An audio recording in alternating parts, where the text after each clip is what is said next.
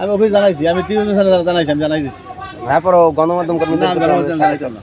যেমন আমরা এই জায়গা দিয়ে যাইতে পারতাছি না, আমাদের অনেক ক্ষতি হইতাছে। যেমন আমাদের মাঠটা একেবারে কাটছে, আমরা ওখানে খেলতাম আগে, এখন আর খেলতে পারতাছি। চাচ্ছি যে রাস্তাটা ঠিক করে মানে দেয়। জানি এটা তো আমরা হয়তো নিশ্চিত করেছি না, কেউ কাটতারবেন না, কাটছে মেম্বার কাটাইছে উনি বিচার মেম্বার, আমরা মুসলিমদের ক্ষতিগ্রস্ত। এভাবে এটা কিভাবে করা যায়, আটকান যায়, সেইটা আপনারা ব্যবস্থা করেন।